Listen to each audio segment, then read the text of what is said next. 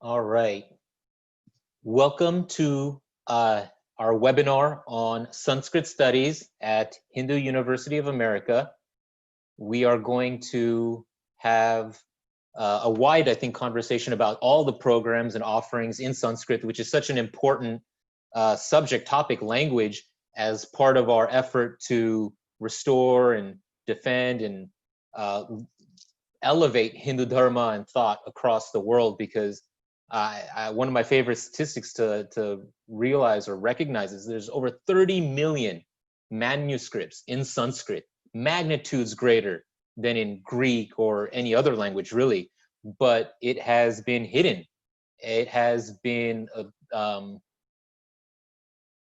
hasn't been shared as much as it should. And that's why we're so proud to be running this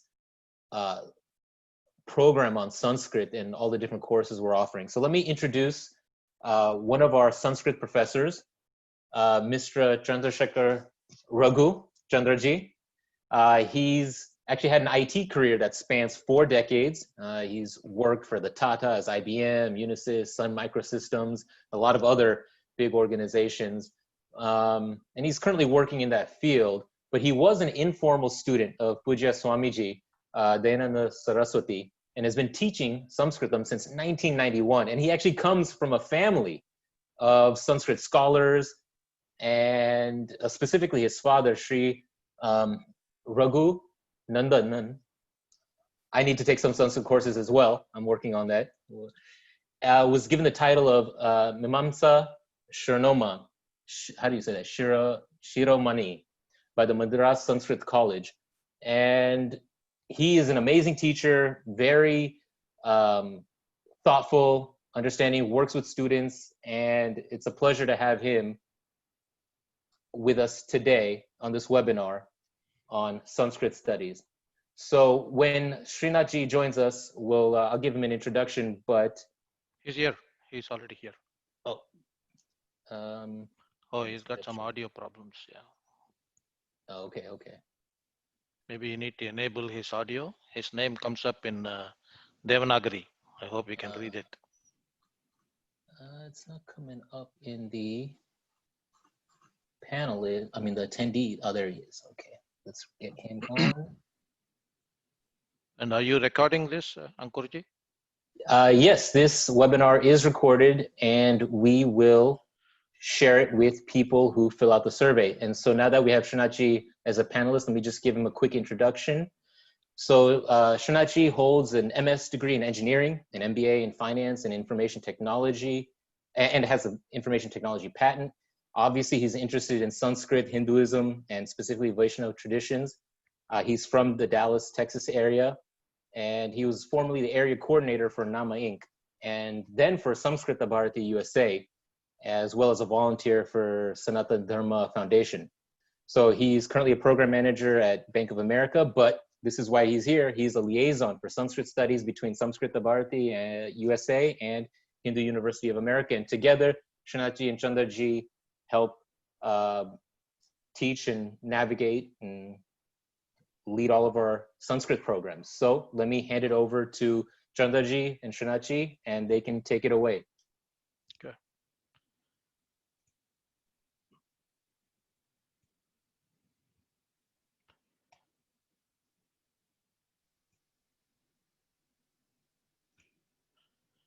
Okay. Thank you all for joining us this morning, or this afternoon, I should say, 2 p.m. Central Time. Let me start off with a small prayer. Om Sadashiva Samarambham Shankaracharya Madhyamam Asmadacharya Paryantam Vande Guru Paramparam Lakshmi Natha Samarambham Natha Yamuna Madhyamam Asmadacharya Paryantam Vande Guru Paramparam. Today being a very special day, September the 5th, it is Dr. Radhakrishnan's birthday, also declared all over the world, celebrated as the Teacher's Day.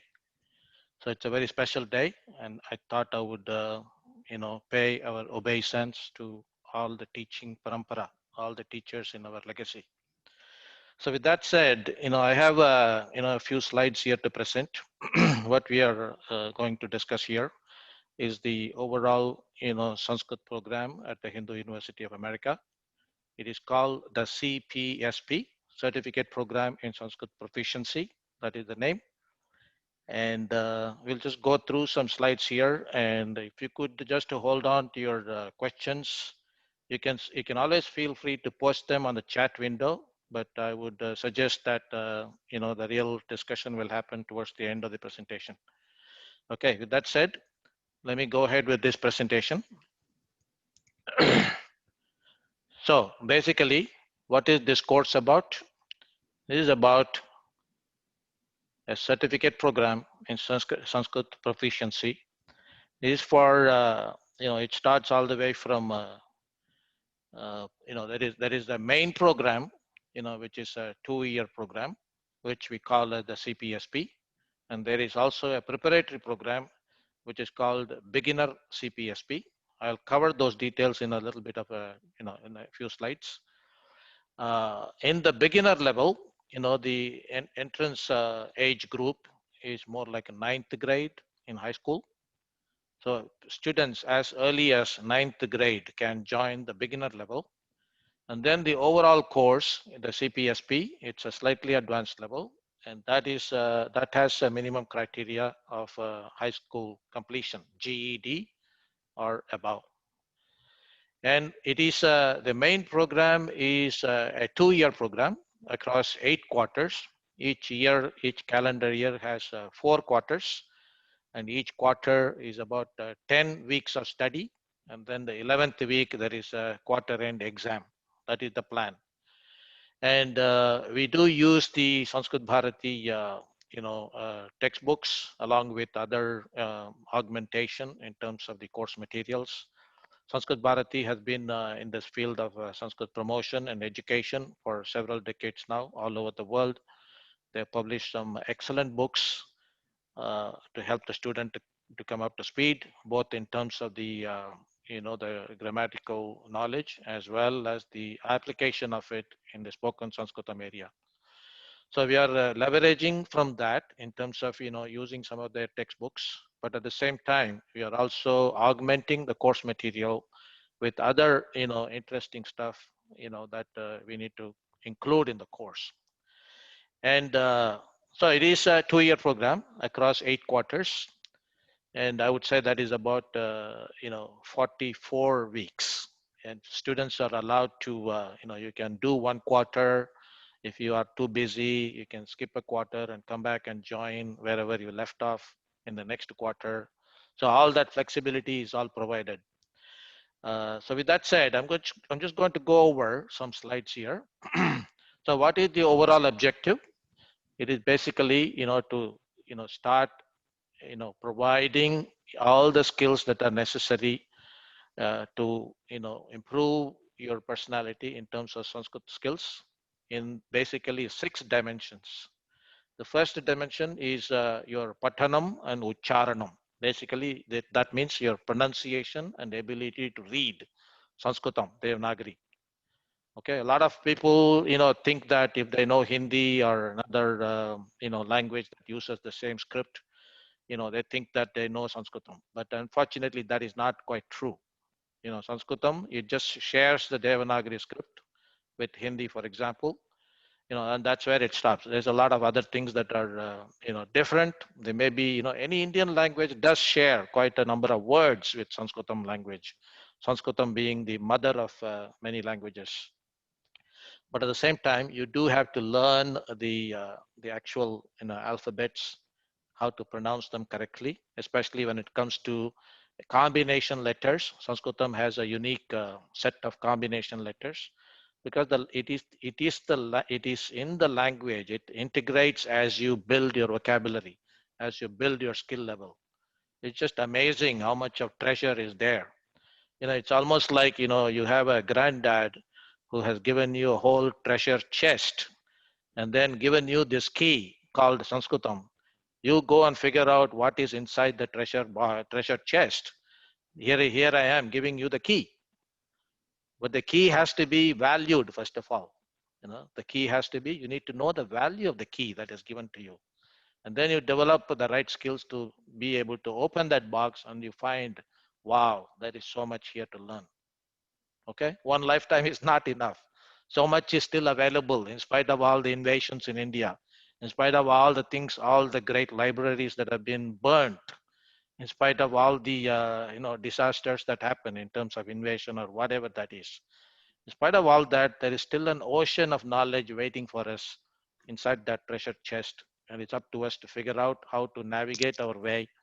And that is where the Hindu University of America is playing a very big role in guiding you through that, so that you get to a significant level.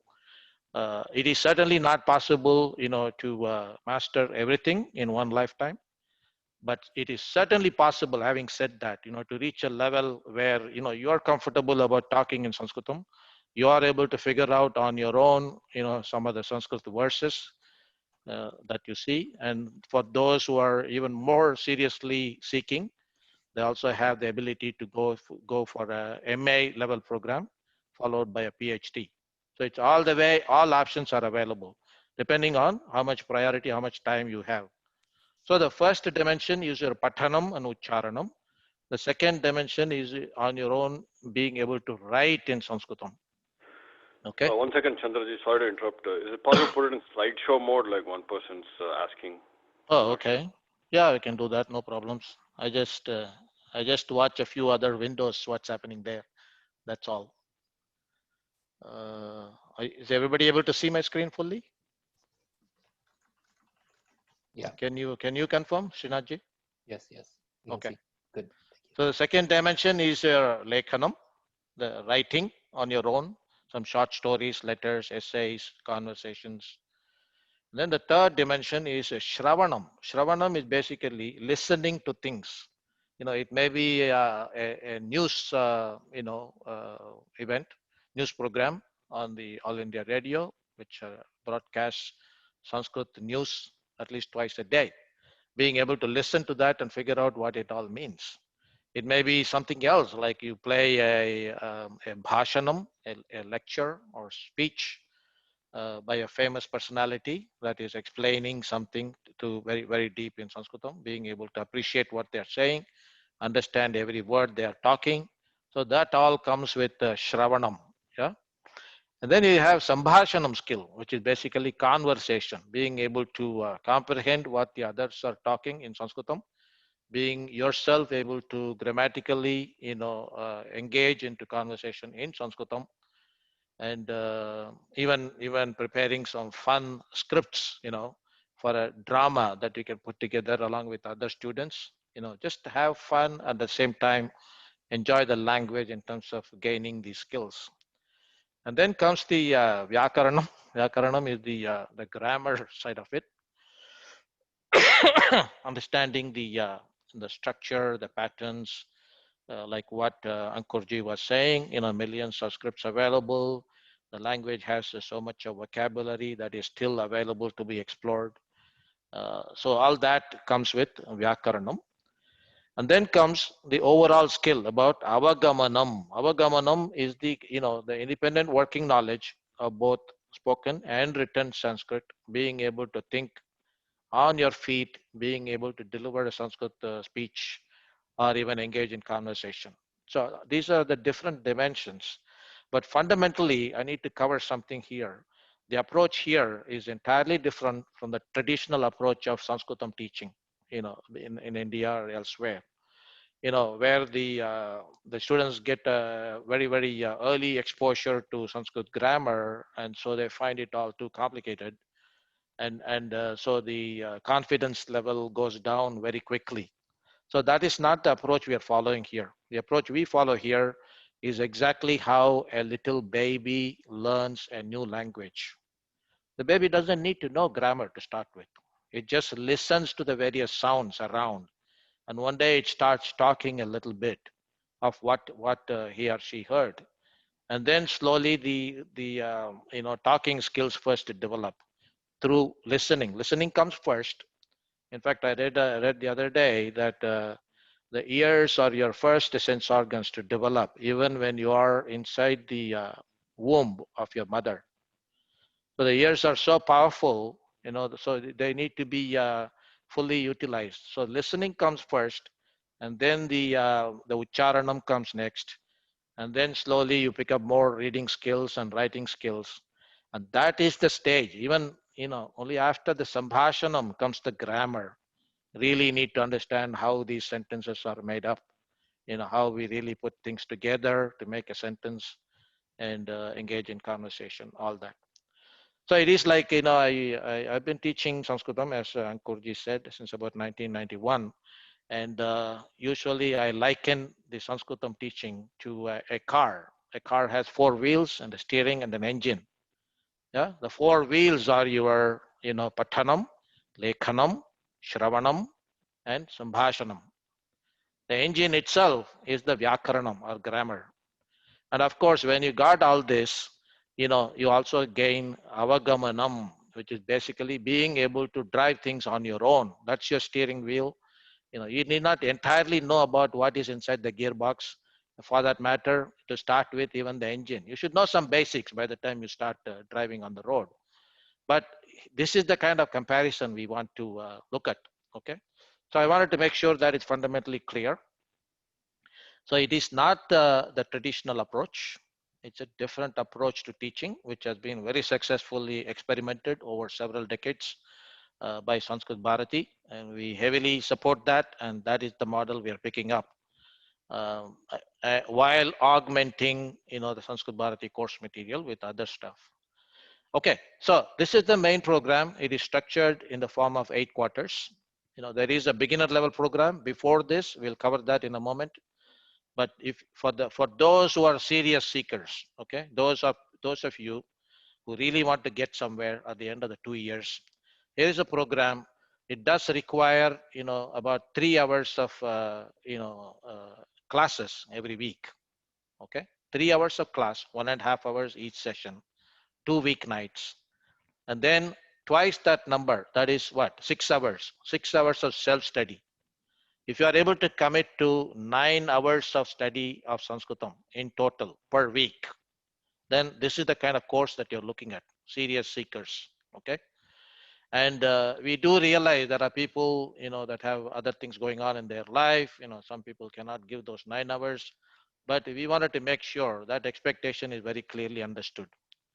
And at the end of the first year, which is the first 4 quarters, you have an option, to kind of, go into the higher level, which is called the MA level, which is offered jointly with the MIT University in Pune in India.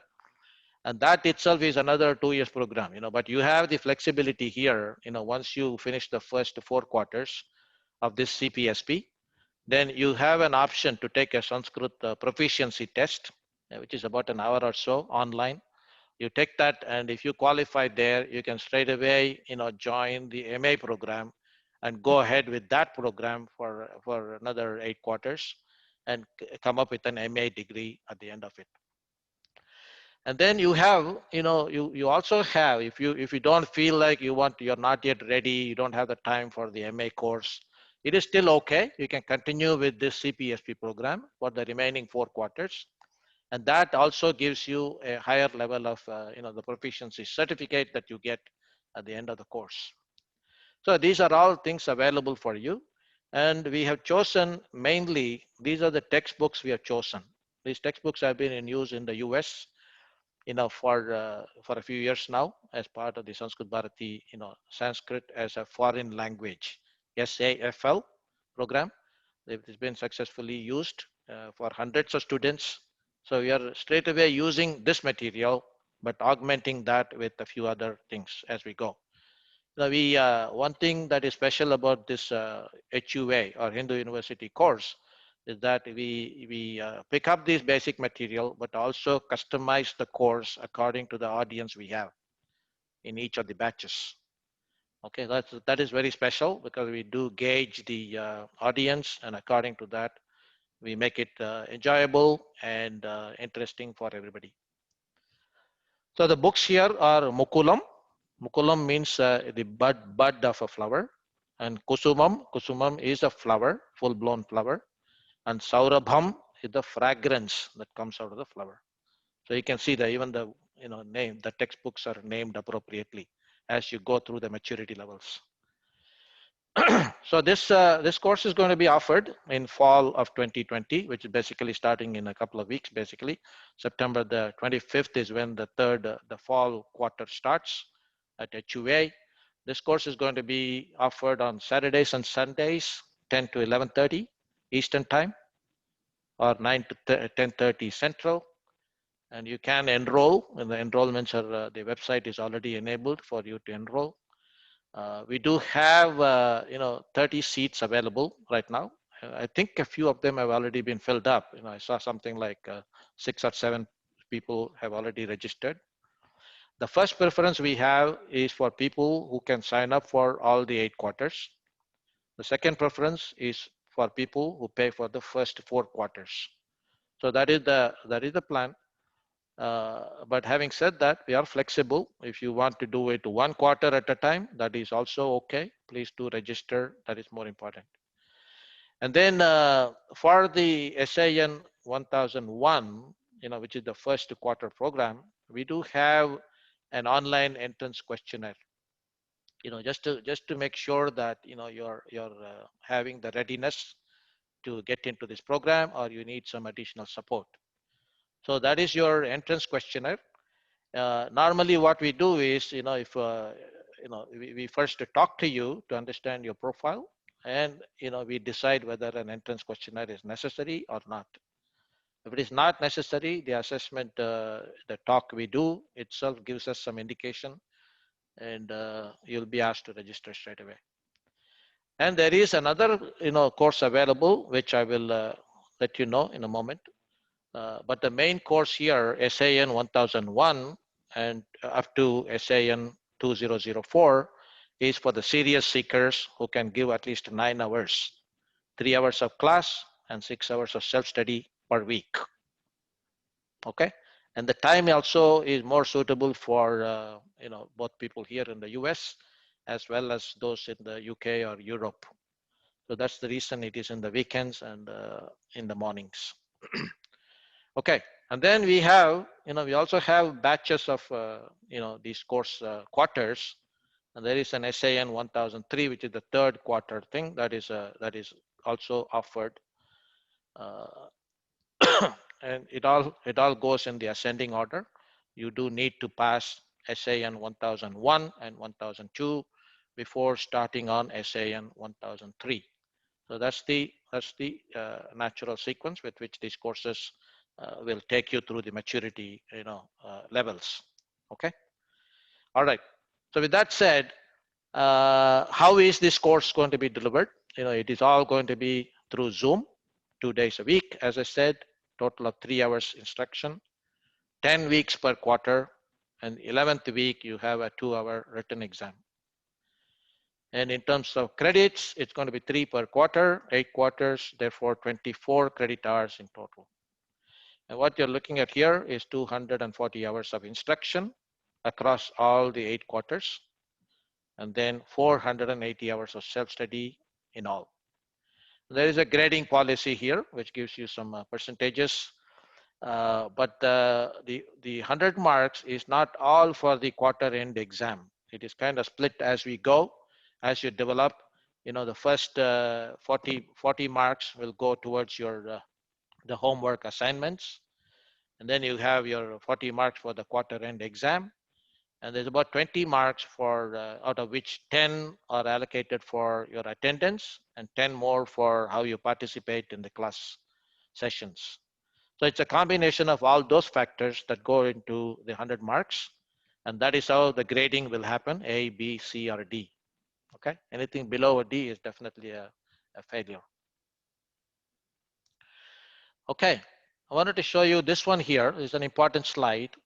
I was telling you that this is the course that we were just presenting, 1001, 2, 3, 4, and at the end of the 4th quarter, you make a choice whether you want to go through the MA proficiency test and go for a 2-year MA course offered jointly between Hindu University and the MIT in Pune in India. But if you don't want to take this MA course, but you just want to explore further with this same course, you have the freedom here to continue with the remaining 4 quarters. Even that will take you to a very high level of maturity in terms of your Sanskritam knowledge. And again, at the end of the 8th quarter, you have an opportunity here if you want to go through the MA course. So this is how the main program is structured. But we do have on this side here, this first stream here, basically you're seeing 3 streams of activity here. Okay, this is the stream number, I would say 2. This is stream number, the 2 and the 3, and there is a 4 here. Okay, these are all integrated. And there is also the pre SAN 1001 for people who really need some help with the Devanagari script and some basics before they can get to this level. This is also for those people who are really busy with their work lives or whatever else is happening in your own life. Because there are some people who think that oh, I don't think I would be able to give 9 hours for Sanskritam every week. So for those people, this is a slightly relaxed pace because there is only 1 class per week, which is 1.5 hours, and then twice that number of time, which is 3 hours. So basically half the time you would need. 4.5 hours every week. You go through a different curriculum, but it again leads you, when you're done with all these 4 quarters, it leads you here straight away to continue with SIN 1003. It is not that you lose any credits. If you come this way, there are 3 plus 3, 6 credits.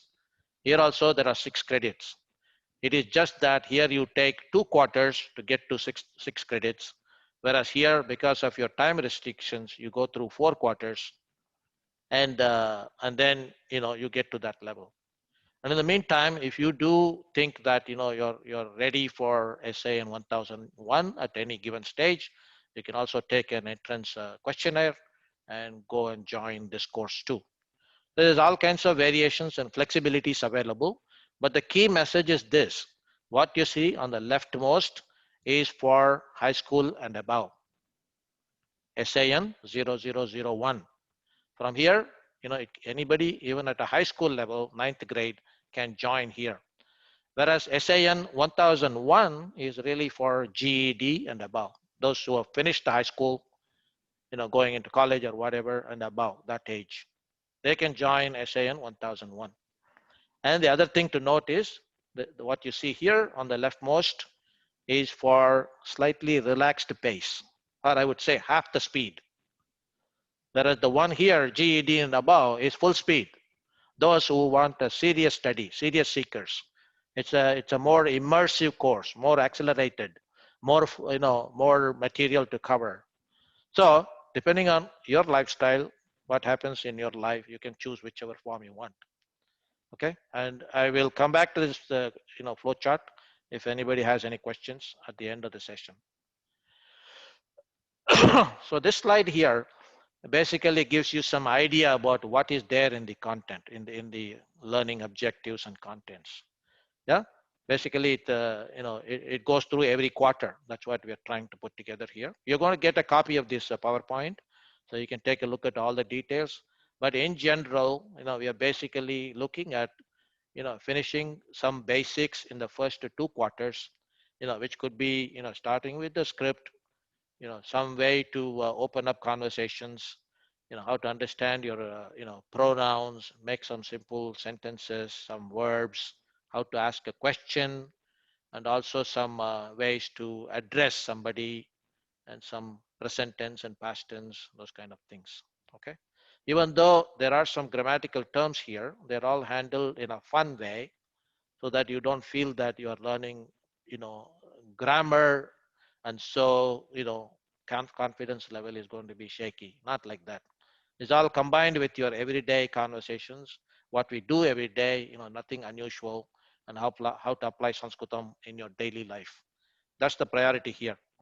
And then the next quarter here expands on what you have learned there.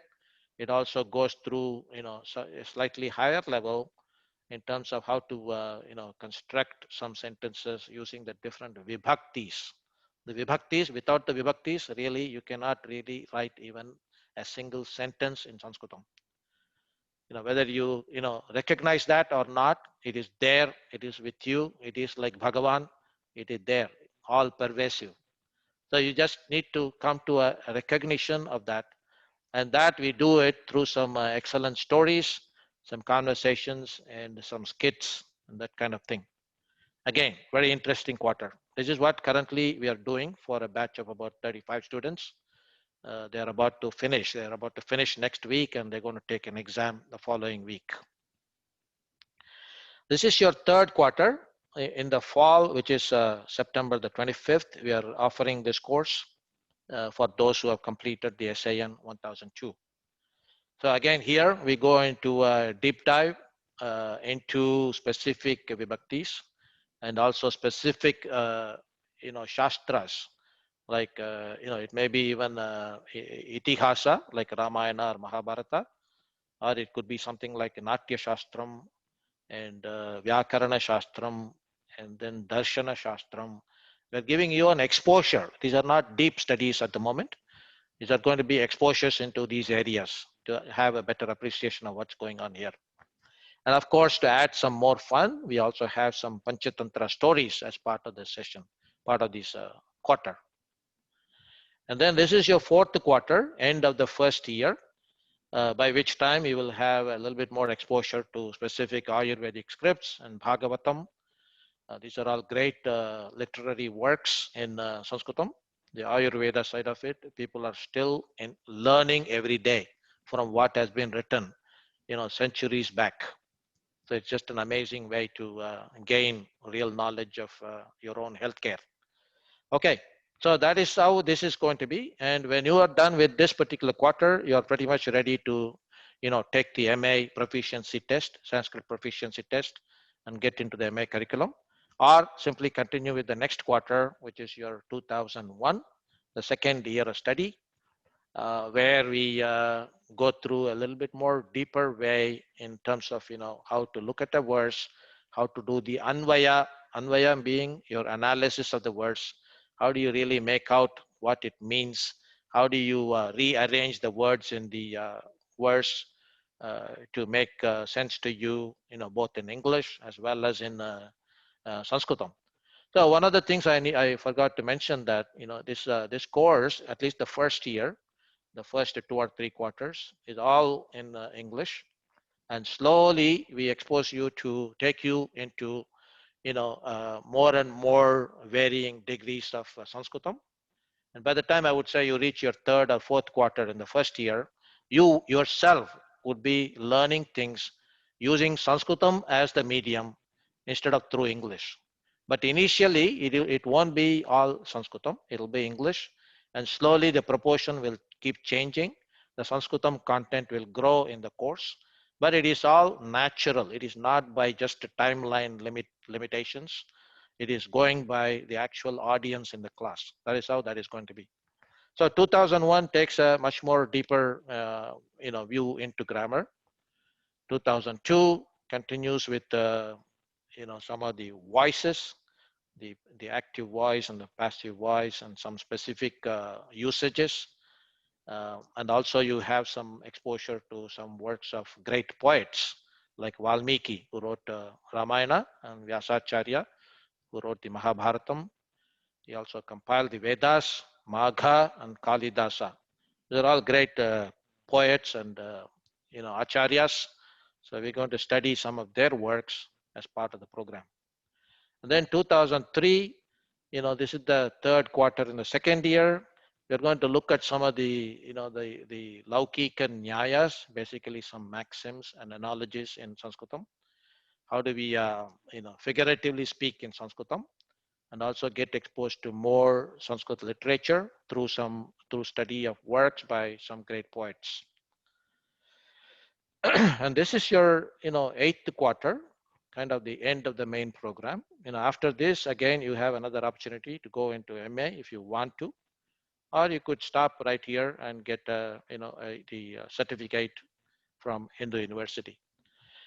This again, goes through a little bit more in terms of Laukika Nyaya and how you, master your skill levels with the sandhis and samasas for that matter.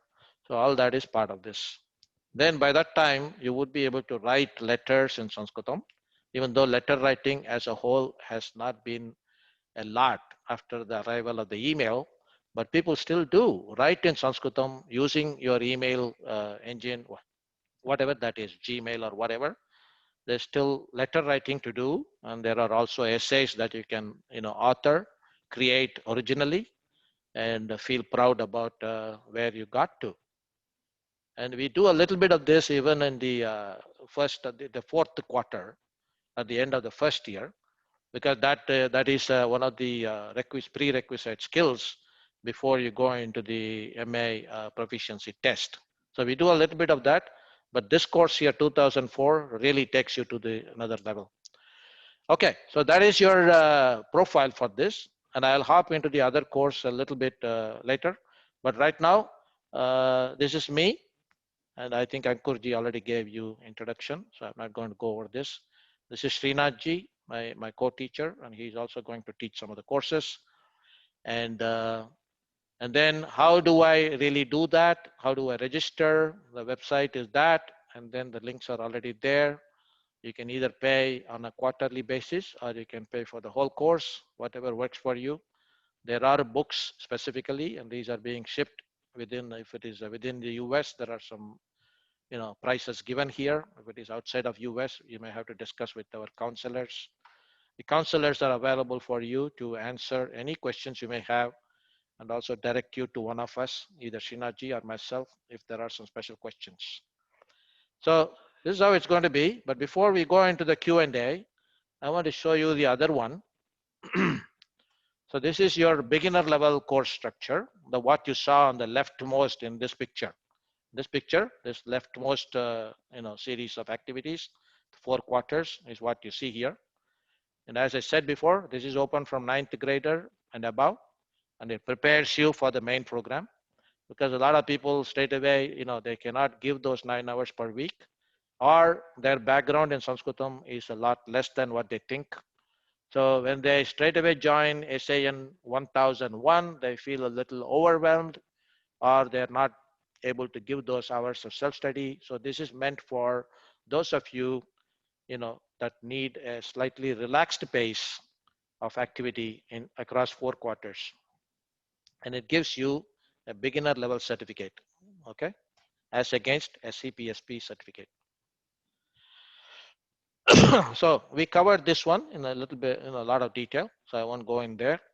Let me go back to slideshow mode again. So we have covered this one extensively. What is this beginner program about? Again, this is 4 quarters.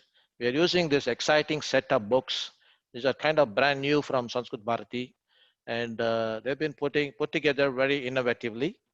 Right from the high school. Really speaking, the target audience for these books is even lower.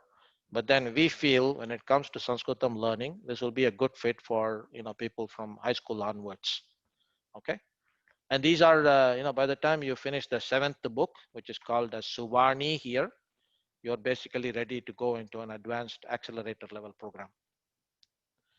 Okay, so here we have started the first course already that is currently in progress. It's going to finish next week, and they're going to take take an exam in the subsequent week.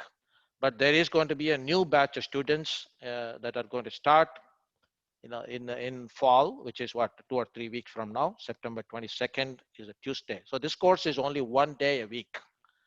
Okay, 1 day a week, and it is if it is SAN 10001, it is on Tuesdays. Sorry, on Thursdays. And then if it is the SAN 0002, that's going to be on Tuesdays. That's the way it is structured.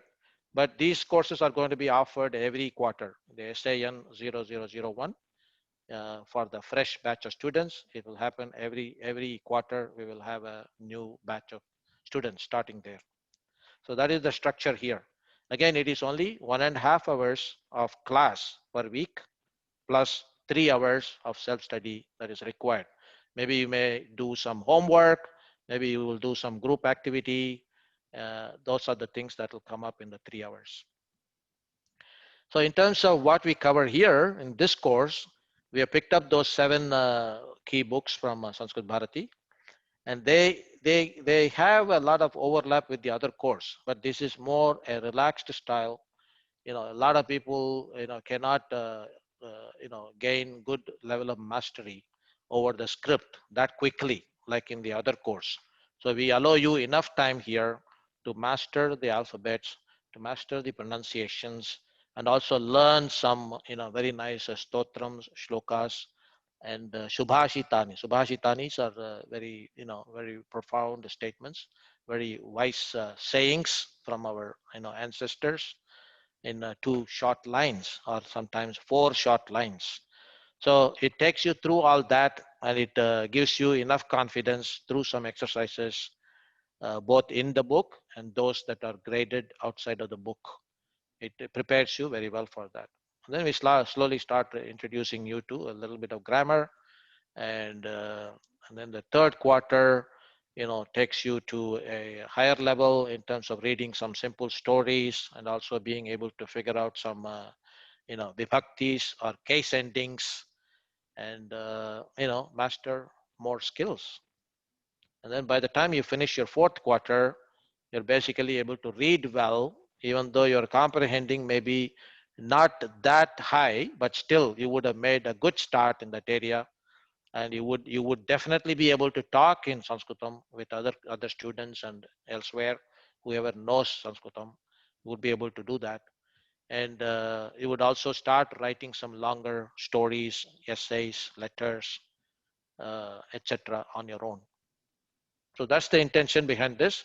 These are pretty much the same as in the other PowerPoint. Again, this follows the same kind of structure, except that this is half the credit, 1.5. And so 10 weeks, that is 1.5 hours every week, that is 15 hours of instruction, and then 30 hours of self-study in total. So it's a quick 10 weeks course with the same kind of grading policy. Again, attendance, class participation, they take 20 marks. The homework that you do, that takes about 40 marks.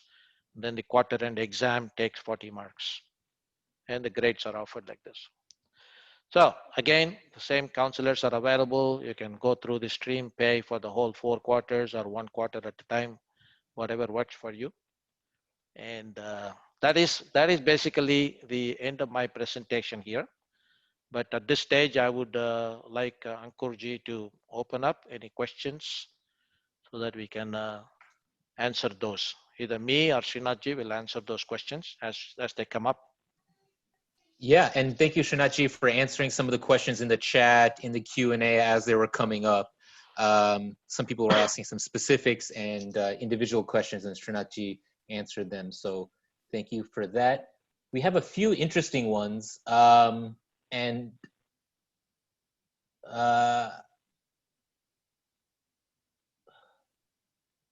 we did answer a lot of these.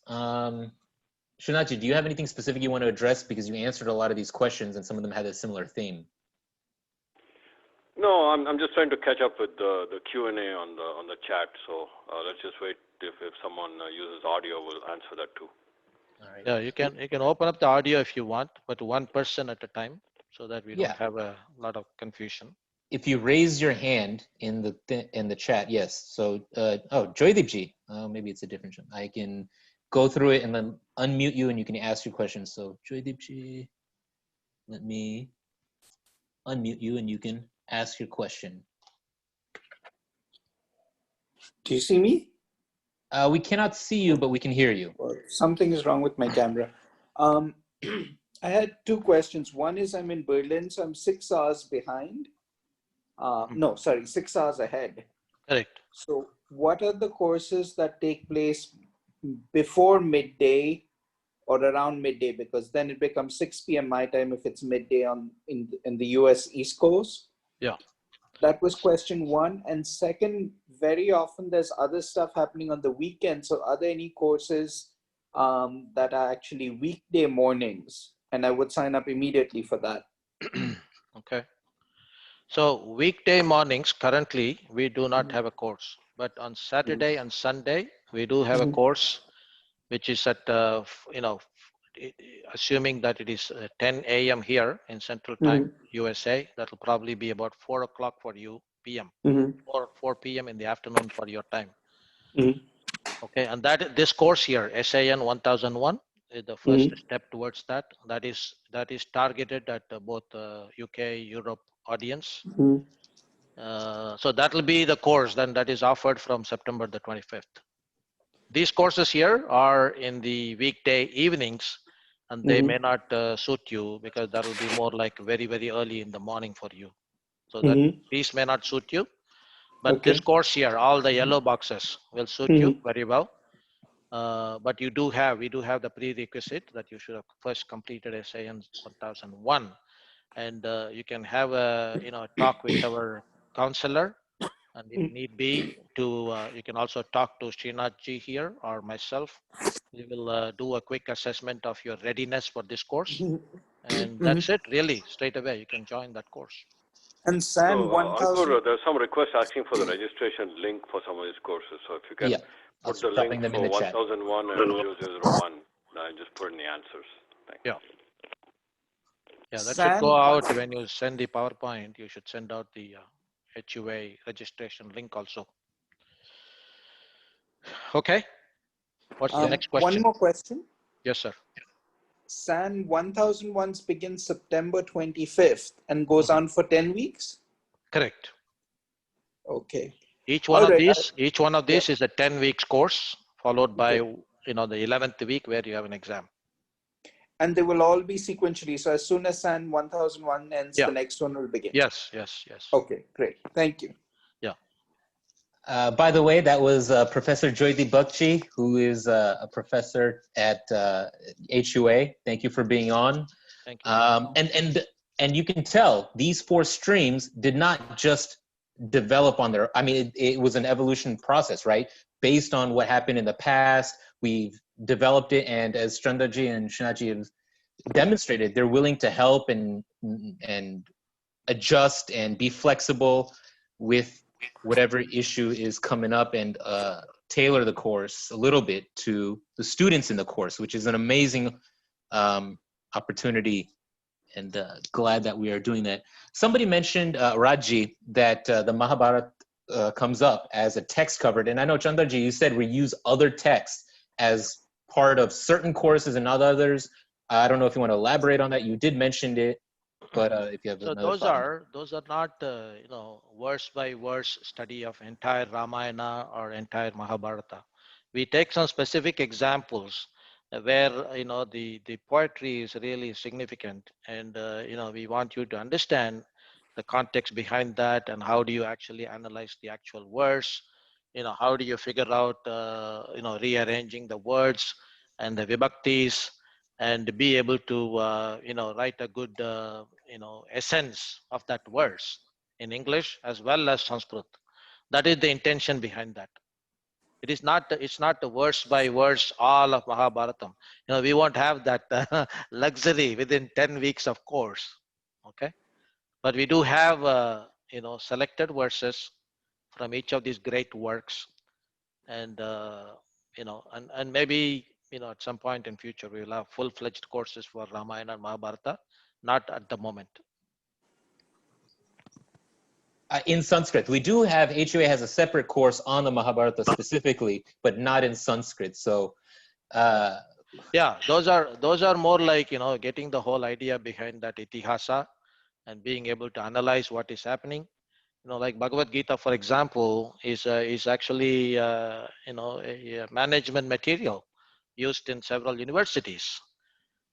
So there is a lot of significance about the message itself, but not necessarily focused on the Sanskrit part of it. Whereas any course here within the Sanskrit Studies department will be very focused on the actual Sanskritam poetry and the prose, and what you really pick up using your own skills that mature as you go. Okay, any other questions?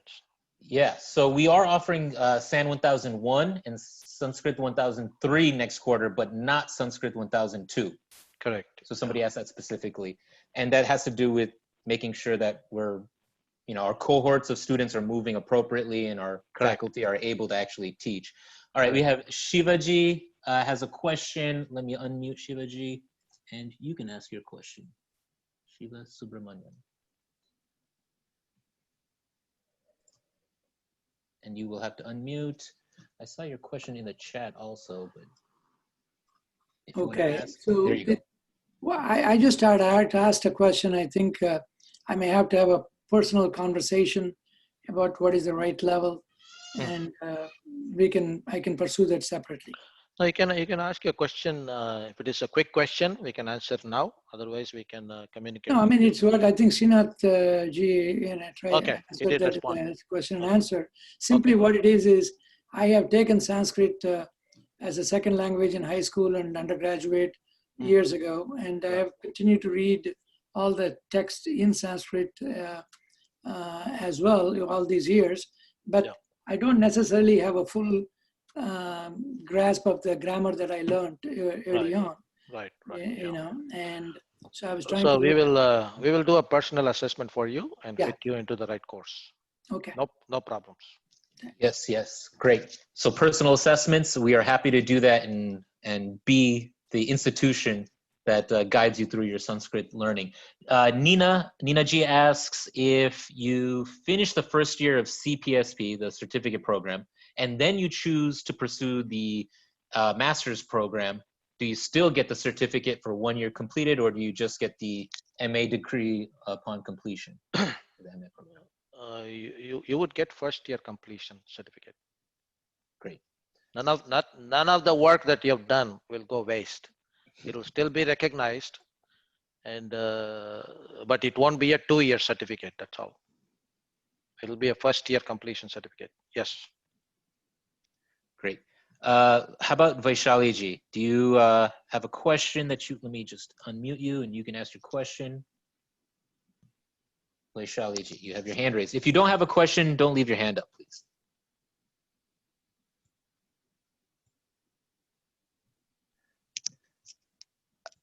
Vaishali ji, are you there? All right, we'll go to the next person is Ganpati ji. Let me unmute you. There you go. Ask you to unmute.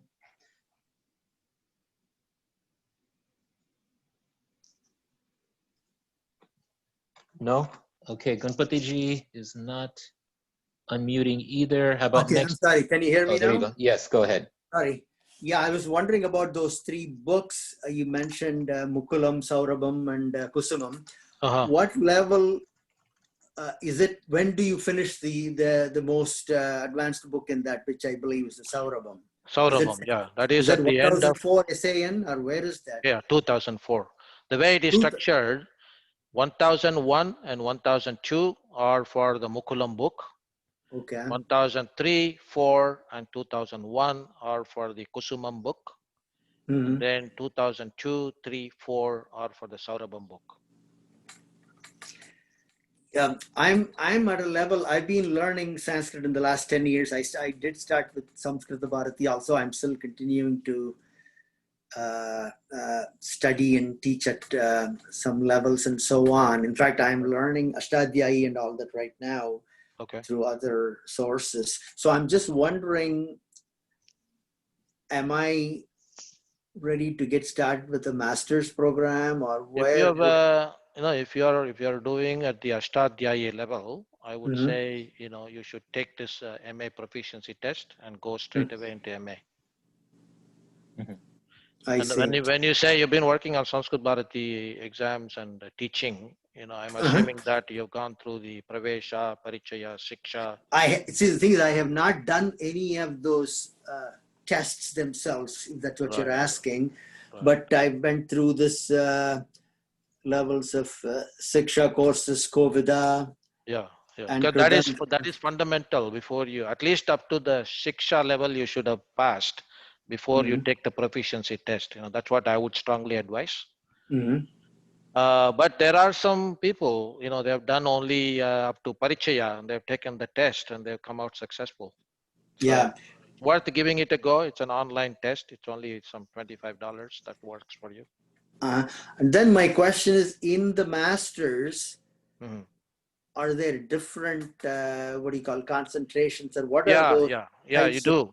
That's Did an you talk extensive. about that already, or I didn't quite catch that? No, because that is a different presentation. That itself will take another hour. I see. I see. But we are, we have provided some information on our website. But there are different electives that you can choose depending on which stream you want to proceed with. So there's a whole lot of information available on the 2-year MA course. We would be able to explain that to you. After you look at the website, and then you can ask questions. That would be more appropriate. So all those courses would be out of MIT, did you say, or? The instructors would be from MIT, but it is all administered by a HUA, and where it is necessary, we also augment it. Srinathji, you can talk a little bit more because he has been heavily involved. Okay. I was wondering how the timing when all that works. Yeah. Timing for what? I'm sorry. If somebody takes the course, the MA, and the teaching is done from India, and how does it, is it convenient for the people in the US and other places? They have made it. They have scheduled it. So, in fact, right now there are 30 people in the MA program, and majority of them are from the West, United States. So 20 of them United States, and remaining 10 are from India. So time zone is not a problem. Designed for the time zones in the West more than India. Okay. Okay. Let me launch this poll real quick. Let me capture your interest, if you can. So which Sanskrit program or courses are you interested in? Please fill this out. There's about 50 attendees left. I should have put this up earlier. And, if you're interested in the MA program, certificate program, interested but not course, not sure what course you should take, please let us know, and we will do this individual follow-up and do that specific assessment. I'd like to give a shout out to Samyukta ji, a high school student, a senior who's interested. You had your answer, it's an assessment thing, but I know we have a lot of young people who are interested, which is very exciting, and I'm glad that people are curious about this. So Vaishali ji did type in her question. Let me see if I can unmute her, but basically I think you're saying you're busy right now. Can you get into this course in 3 months? And because we're in a quarter system, basically every, 3 months, we are opening up the next round of courses. So if you can't take it in the fall, we'll be offering the next set of courses in January, and hopefully that will fit your schedule better and you can plan. But Vaishali ji, I unmuted you if you want to ask anything specific or a follow-up on that.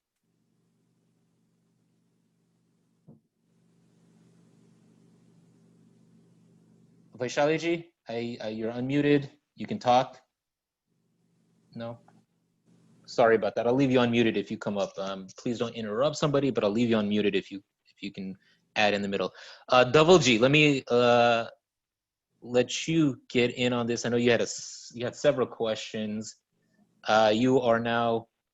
Hello, I'm speaking actually. Okay, Maybe now we can hear you, Vaishali ji. Yeah. Okay, I can go after her. Yeah, I can go after her. My question is that I'm learning right now Sanskrit every Wednesday from the local teacher,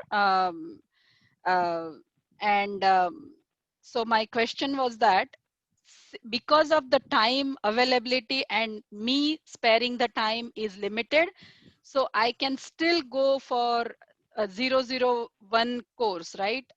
Even though I'm learning right now? Correct, yeah. It won't be like backing and doing over again, right? Can you tell us, can you give us a clue? What books are you studying right now?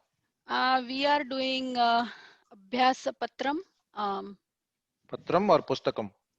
Sorry, Abhyasa Pustakam. Yeah. Pustakam, okay. Yeah, Abhyasa Pustakam is going on right now. So, so that'll be fine. That'll be fine. Yeah. In that case, and then in that case, SIN 0001 is your best course.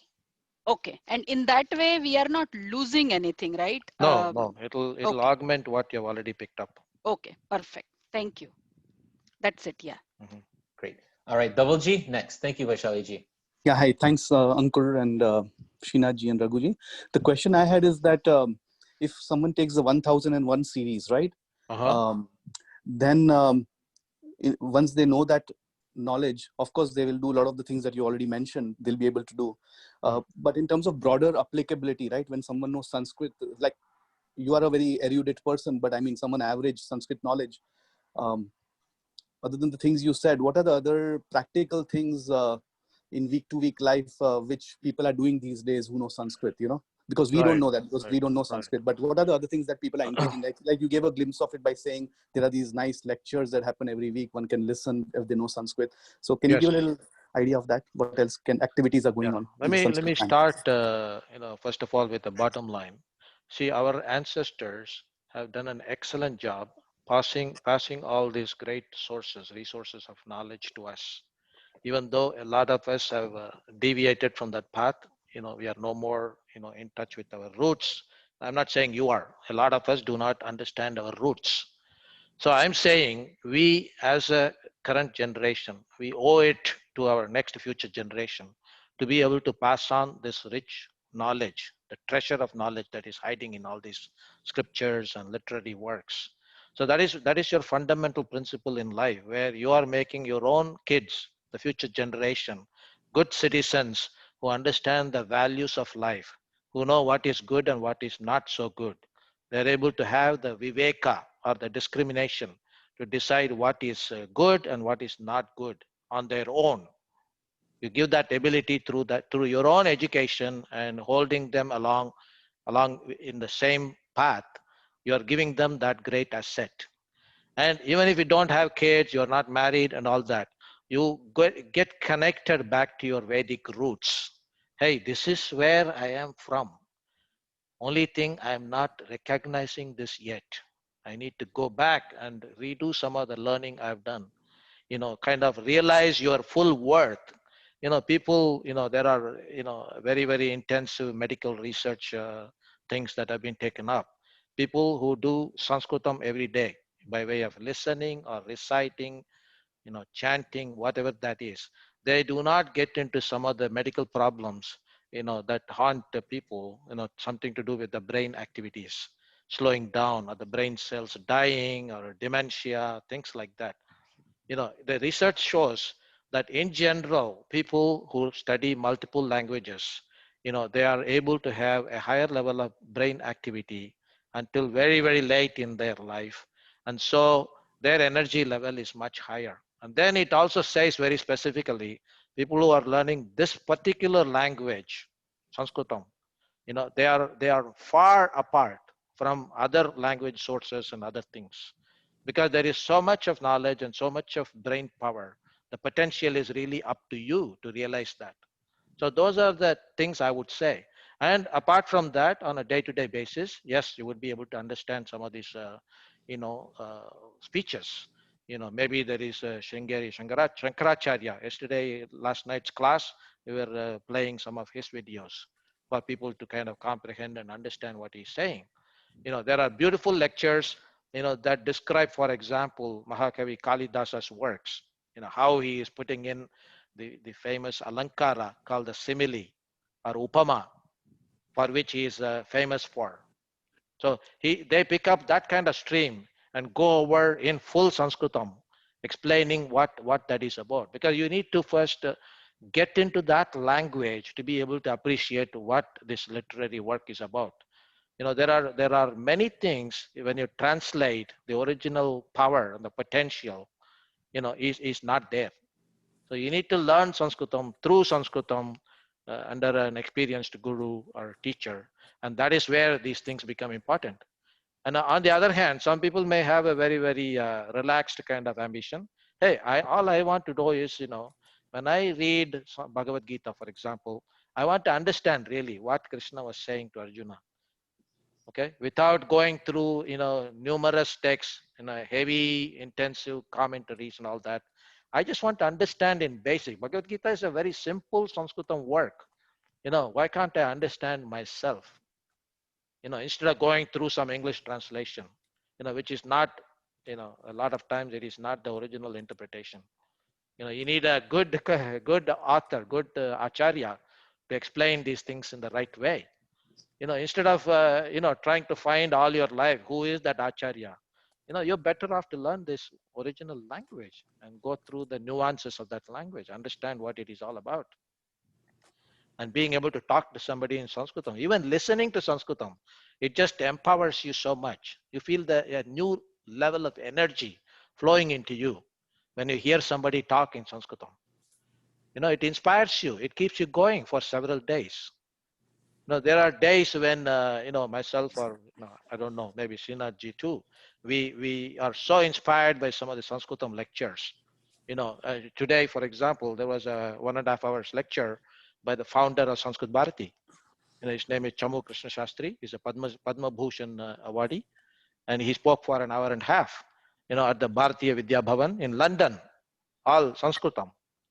It is so inspiring. Some days we cannot go to sleep actually, because there is so much there, to be learned and understood. It keeps you very, very excited, to go about something that is useful for the entire humanity. I don't want to go too much into that, but I'm saying that is the thing. Right. Just to make sure one of the aspects that I asked is covered. This was great, whatever you said. Thank you. And I got to know more.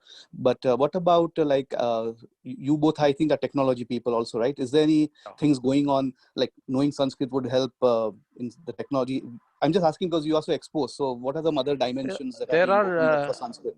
There are some. And then are there some conferences like in the US, like yearly conferences of Sanskrit that people get together and do Sanskrit stuff? Yeah.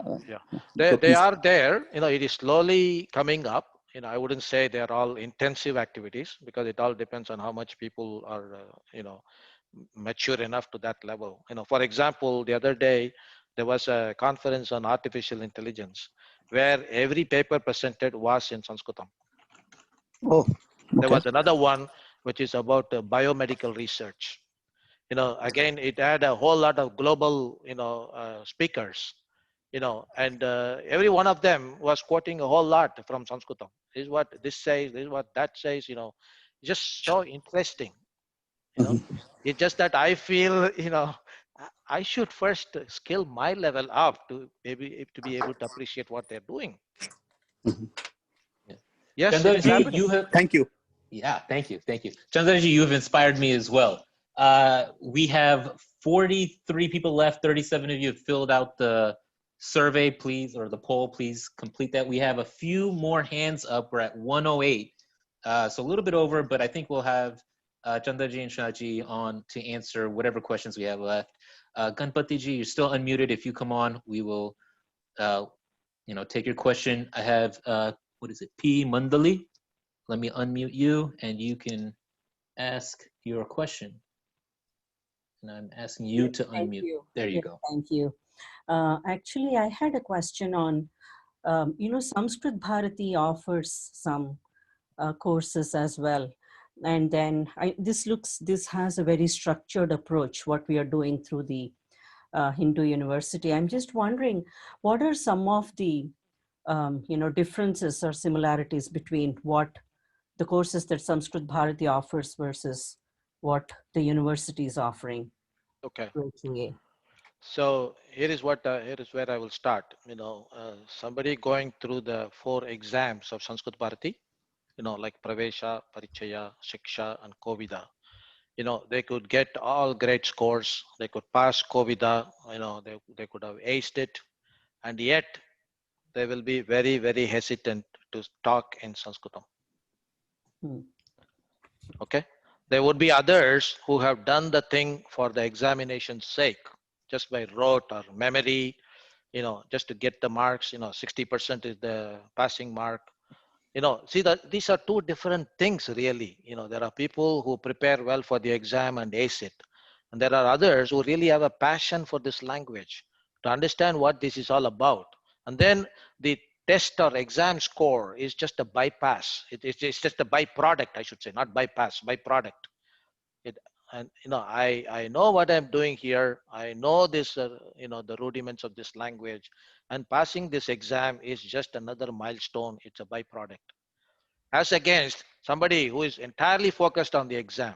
I want to get this Pravesha exam, pass with 80% or whatever is their goal.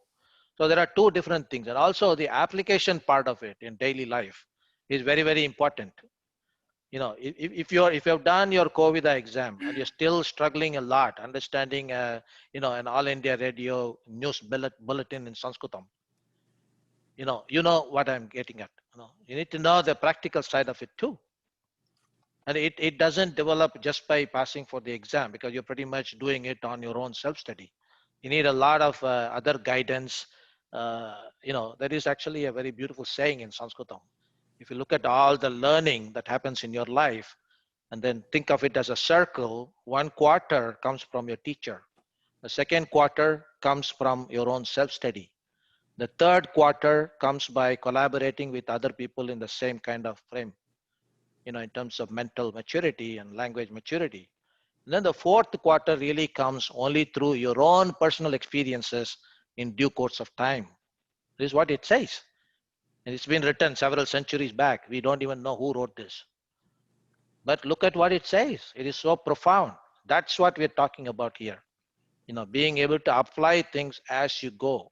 Every quarter, you get to a different level of progress, maturity level. I'm not trying to decry the Sanskrit Bharati program, by the way. Don't get me wrong. But these are two different kind of activities. Taking exam and you know, claiming that I am a Kovida, which means expert. I'm an expert now, as against being a real expert. Sure, sure. And completing some of those Sanskrit Bharati levels, would they actually get us into any one of these courses that we have? They do help, but it is determined on a case-to-case basis. Okay, and that is why we have this personal assessment or entrance questionnaire. You know, depending on how our assessment goes, we will recommend you to one of the courses. Yes. Sure. Thank you. Great. Thank you. Next, we have Parthraj Singh Jala. Let me unmute you. Partji, you are unmuted. Do you still have a question? And then we have Shraddha also. I am from class 9, so if I completed the first 2 years, I completed 2 years, so can I go for my master's before I'm undergraduate? No, depends on what you mean by first 2 years. Are you starting at SIN 1001 or you're starting at SIN 0001? That's what decides it, how your 2 years are spent. In either case, okay, suppose you take SIN 0001, you finish all the way up to SIN 0004, and then you take SIN 1001 to 1004, then you're automatically ready for your MA level. Okay, which you still need to go through. The proficiency test is still the decision, you know, box there. Okay, but if you start at SIN 1001, you go through 2 years, you finish up to SIN 2004. Again, you have that violet line there, or blue line, I should say, blue line on the right hand side, blue arrow that takes you to that decision box to go for the proficiency test and go for MA. Thank you.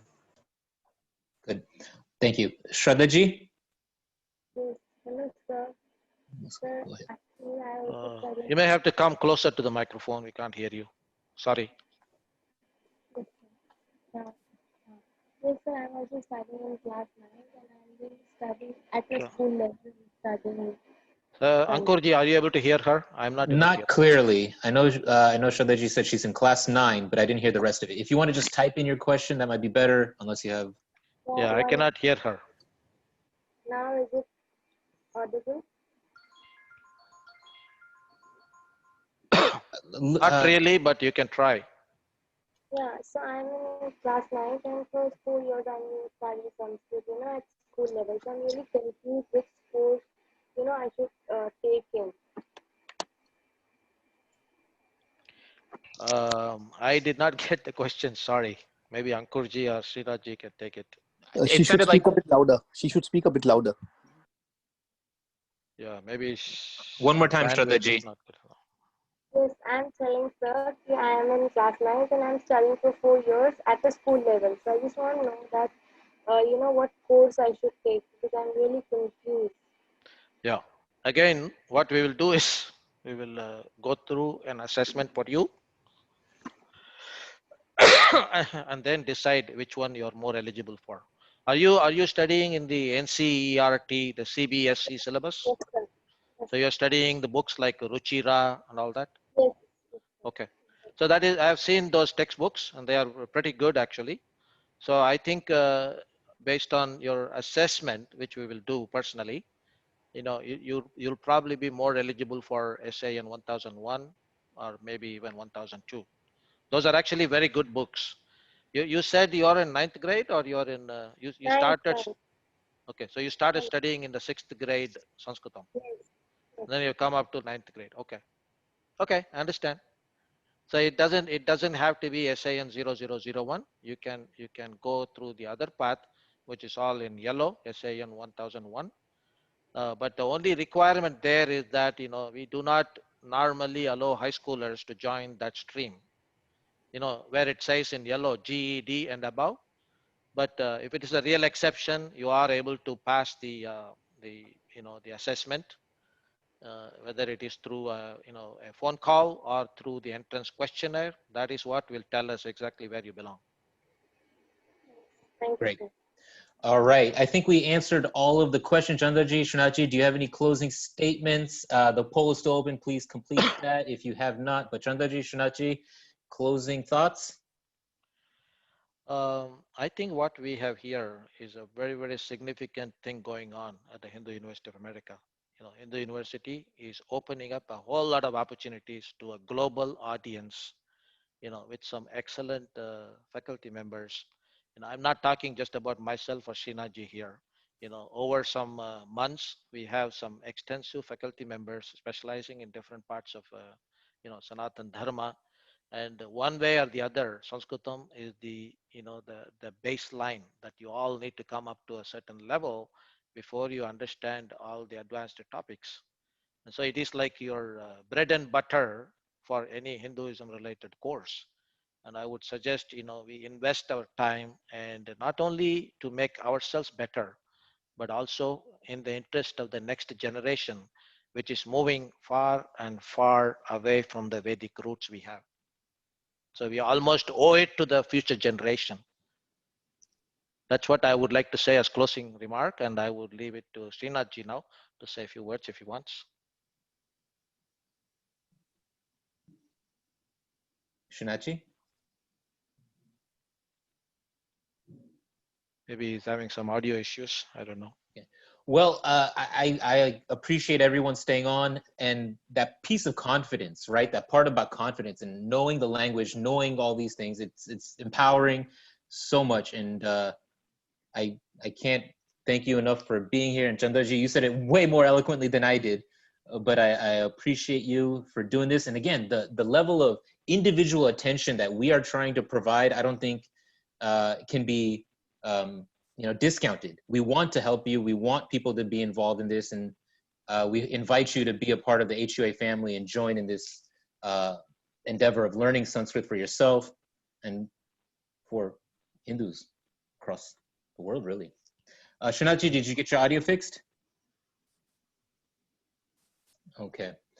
So again, maybe I'll conclude with a prayer. Yes, if that perfect. is okay. If there are no more questions. That's great. Now, what this prayer basically says is we are all complete as the God that we pray to every day. It is just that we just need to realize our true potential and get there. And how is that possible? Sanskritam is your baseline. This shloka here captures it all very well. Om Purnamada Purnamidam Purnat Purnamudachyate Purnasya Purnamadaya Purnameva Vashishyate. Om Shanti Shanti Shanti. Harihi Om Shri Gurubhyo Namaha. Harihi Om. Dhanyavadaha. Punaha Milamaha. Thank you. We will meet again. Thank you.